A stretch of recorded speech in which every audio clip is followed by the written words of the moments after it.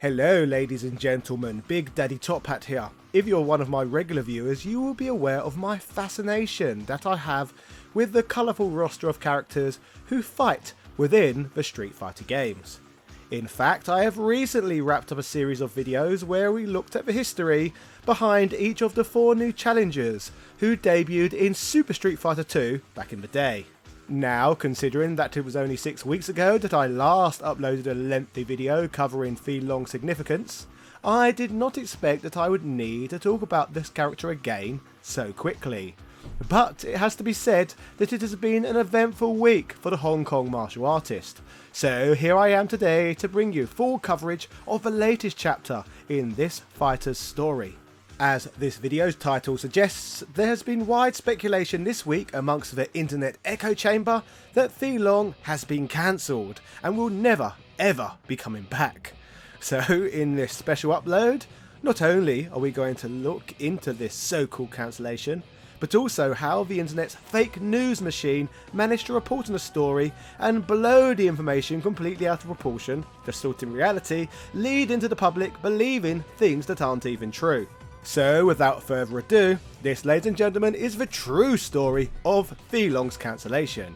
The Street Fighter fake news scandal. Yeah.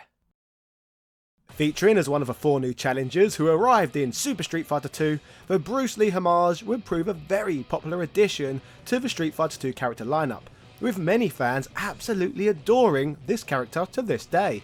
Don't believe me? Check out my Fei Long character retrospective that I uploaded on him just 6 weeks ago, which even prior to this latest drama had already racked up 65,000 views. Since Capcom appeared to enjoy switching their roster members in and out across various games in the series, so far he has been playable in certain editions of Street Fighter 2, Street Fighter Alpha 3 and Street Fighter 4. And when we bear in mind that he was not included within the latest game, Street Fighter 5, this has made fans hungrier than ever to see the return of the dragon within Street Fighter 6. While everybody would like to be kung fu fighting, earlier this week, to the disappointment and chagrin of Fei Long fans everywhere, corporate websites and gaming journalists would begin to report on a story that would imply that Fei Long was cancelled and would never ever be returning. To put it simply, pretty much every game news outlet under the sun would run with the story that Fei Long would not be appearing in any Street Fighter games going forward, with each of them pointing to the source of their stories being Street Fighter V composer Daniel Lindholm. Nintendo Life, for example, would write Street Fighter fans might want to pour one out for a favourite character that's been a part of the series ever since Super Street Fighter 2, at least according to Street Fighter V composer Daniel Lindholm. As you have seen if you read the headline and saw the image above, it seems that Fei Long may not feature at all in future Street Fighter games. The character Fei Long, a material artist and action film star from Hong Kong, is Capcom's tribute to legendary martial artist and action film star Bruce Lee, and it seems that the Lee family have recently changed its mind when it comes to non-serious depictions of the deceased actor. They were backed this statement up with a quote taken from a live stream from Lindholm, where he stated, and I quote, "I mentioned earlier a character I would like to rewrite the music for would be Fei Long. I do have other sources, not only Capcom but friends of mine in the US who are very close friends with the Lee family, and they have basically said that any kind of resemblance to Mr. Bruce Lee is now omitted for comedic effect, comic stuff. It needs to be honourable. That's why we won't see Fei Long again, ever." It would not just be Nintendo Life who would use this quote to back up their story, but lots of other publications too, such as the likes of Kotaku.com, VG247.com and PSU.com, with them all using the same 3 sentences that were uttered within the 2-hour Q&A livestream. This news was now everywhere, and outrage had spread across social media over the fact that it seemed that one of Street Fighter's beloved characters had been put to pasture. But the question of whether this was true or not, why did people believe that the Lee family wanted Fei Long gone? Well, the roots of this belief can be tracked back 3 years ago to the release of a movie by the legendary director Quentin Tarantino. The movie in question, known as Once Upon a Time in Hollywood, features a scene whereby actor Mike Moe, played by Bruce Lee, faces off with fictional stuntman Cliff Booth, who is played by Brad Pitt. In the scene, an arrogant, overconfident Bruce Lee is bragging about how he could cripple Cassius Clay and challenges Booth to a sparring contest after spotting the stuntman smirking at his claim. The two men do battle, but it is the cocky Lee who gets unceremoniously thrown into the side of a parked car before other movie staff members end the scuffle. This scene would reportedly outrage both fans of Bruce Lee and Bruce Lee's own family alike, with his own daughter, Shannon Lee, referring to his depiction as a disrespectful mockery of her late father's legacy. She would state, "I understand this is a Tarantino film, that the movie characters are anti-heroes, and this has his characteristic style and is another of his rage fantasies. While I understand that the mechanism in the story is to make Brad Pitt's character out to be such a badass that he can beat up Bruce Lee, the script's treatment of my father as this arrogant, egotistical punching bag was really disheartening, and I feel unnecessary." Regarding Tarantino, she would clarify that she felt that he seems to have gone out of the way to make fun of my father, and to portray him as kind of a buffoon. I feel like he turned his confidence into arrogance and his intelligence into mockery. I feel like he was picked on in the way that he was picked on in life by white Hollywood. She also reported that her mother was as disgusted by this scene as she was, with her mother telling her, "I thought the character was like a caricature of himself and made him look stupid, silly, and made to be insultingly Chinesey." It strayed so far from the truth of who he was and of any actual encounter he had, it was terrible to watch. Later, America's favourite foot fetishist, Quentin himself, would respond to this drama, stating, "I can understand his daughter having a problem with it. It's her f***ing father, alright? I get that. Everybody else, go suck a d***." On the Joe Rogan Experience, Tarantino would go on to explain that in the fight, Booth is clearly depicted as tricking Bruce Lee to win the fight. The scene serves as a direct purpose to make a case for Cliff's own killer capabilities, so what better way to do that than overcoming Lee? He would also add the depiction of Lee was also based on anecdotes from inside Hollywood regarding Lee's disrespect toward professional stuntmen. Quentin would state, "He was always hitting them with his feet. He was always tagging. It's called tagging when you hit a stuntman for real. And he was always tagging them with his feet. He was always tagging them with his fist, and it got to the point where I refused to work with him, and he had nothing but disrespect for American stuntmen." This heated back and forth would continue when Bruce Lee's daughter was questioned about Tarantino's latest comments about her father bullying American stuntmen. She would state, "He could shut up about it. That would be really nice, or he could apologise, or he could say, I don't really know what Bruce Lee was like. I just wrote it for my movie. But that shouldn't be taken as how he really was." It was this ridiculous feud between movie director Quentin Tarantino and the family of Bruce Lee that would serve as the controversial backdrop and reasoning that many believe the statement about Fei Long being dropped from Street Fighter to be true. Even if when you look at the bigger picture, none of this really even makes sense. For starters, Fei Long has never particularly been presented in a humorous or comedic manner. And secondly, parody would be covered under fair use law. So if Fei Long was dropped from Street Fighter, it would be down to Capcom rather than the Lee family themselves having any legal say in the matter. While many on social media believed Fei Long to be gone forever, others would poke fun at the situation, questioning whether a Street Fighter V composer was really a good source for such spoilers to begin with. But rather than continue to churn the rumour mill or report on this like it was a credible story like many corporate media outlets chose to do, some individuals instead opted to do investigation. You know, that job that journalists are meant to do. Rather than a news site being the one to bring news to our attention, it would instead be a friend of a channel and small YouTuber and podcaster, Jake James Lugo, who would help us all gain vital information. He would just rather sensibly opt to tweet the Lee family to ask them if it was true that they opposed Fei Long.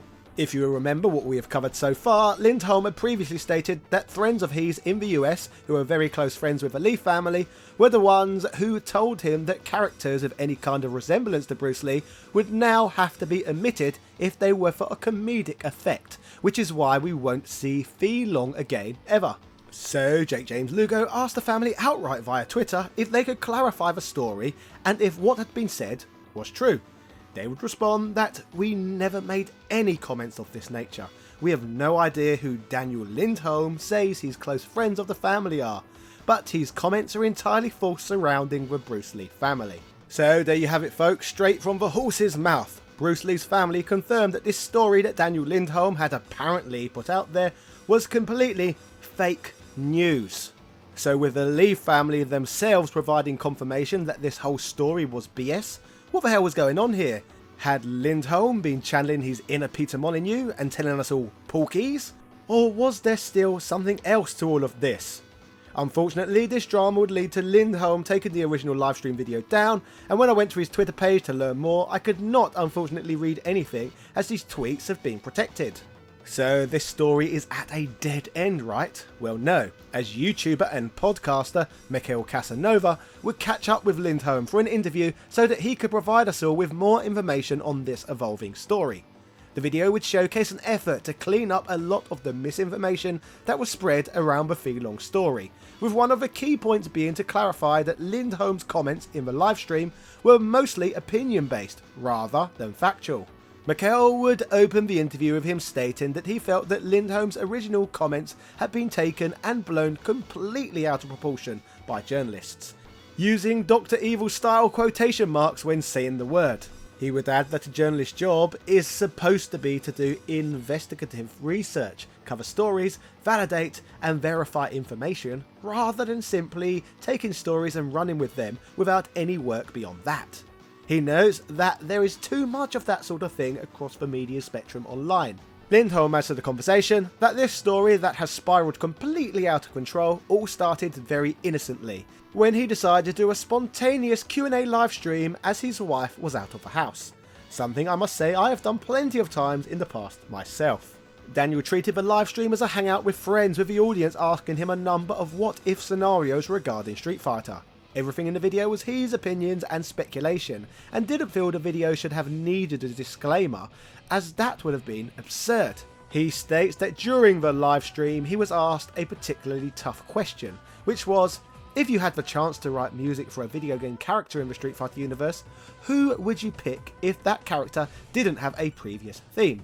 He said he would think about this question, looking up at the window for a while before deciding on Fei Long, but went on to add that this character returning to the series may be unlikely. He stated that the family maintaining his likeness in good faith is knowledge that stretches beyond the gaming sphere, as illustrated by the Tarantino Backlash drama. He would bring up that he feels frustrated that his freedom of expression about what-if scenarios was taken as fact and truth, which doesn't surprise him whatsoever, as upon viewing his video's analytics, most people who viewed the content skipped the questions he was asked, and only watched the part that he was being quoted for saying on the corporate gaming news websites.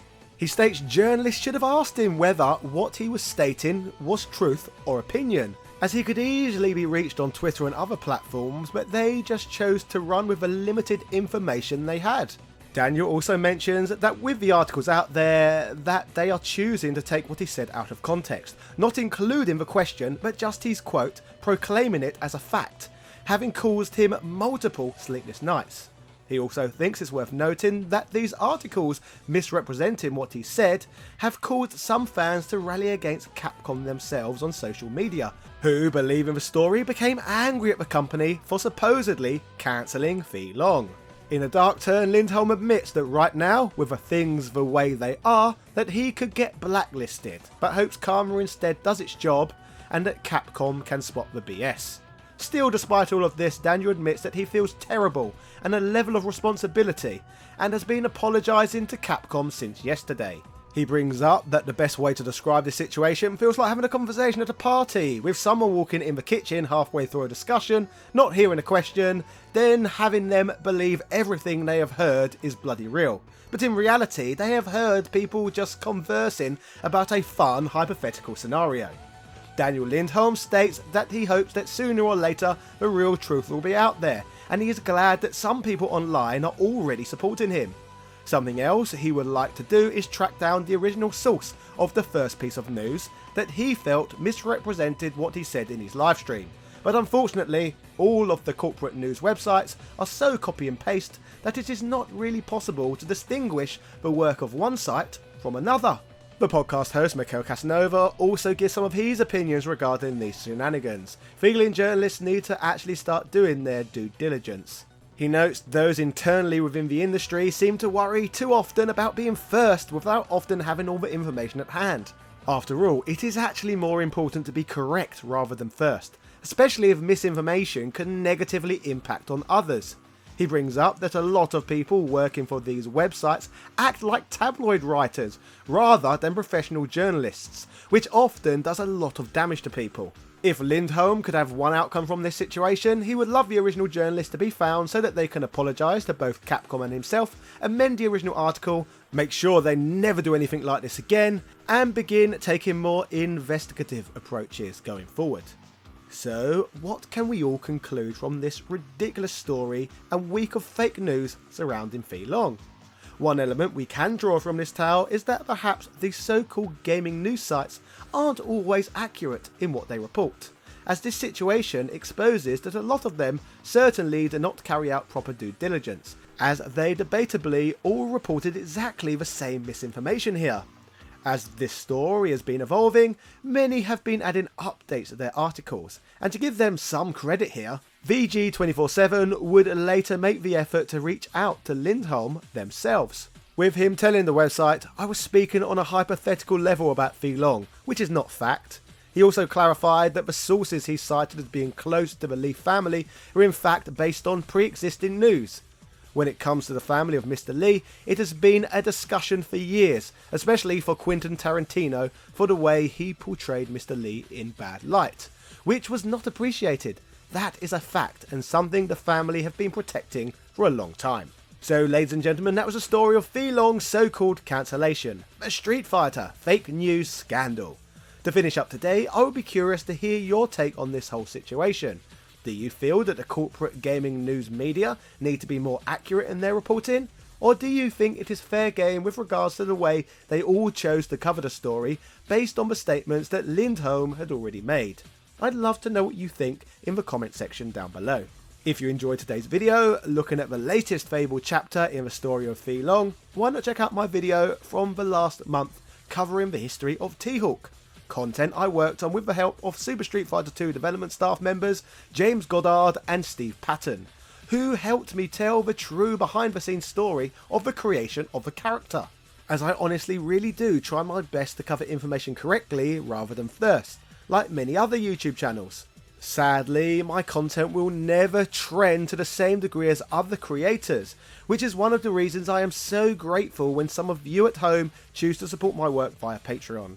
Speaking of Patreon backers, special thank yous go out to A Murder of Crows, Carl Johnson, Sebastian Velez, Heo Paulo Lopez, Nostalgia Collector, Ben Harradine, Koryama Senior, Ron Dinch, Evan Border, Philip Mamph, Azarakai, Dropkin Varela, Michael Calix, Ego, Jordan Durant, Ian Boyle, Nick Daniels, Princess Zana, Daniel Daly, Computer Man, House of a Ted, Gary Pinkett, ECU Professor, Johnny Holly, August Piazza, Justin Wang, Capcom vs SNK, Hermes Gonzalez, Man Shovel, Michael Hall, Sang Hee, Norma Sticks, Langston Miller, Noob, Sarah Powell, Laming Renee, Marvin Araliga, TOG Driver, Lewis Vian, John Bates, David Bowell, Chris Fisk, Rick67, Antonio Rodriguez, Craig Jenkins, Since Spaces, Punk Toast, and everybody else who backs what I do over on Patreon. I cannot tell you how much I appreciate that. It really does help me out a lot. Thanks.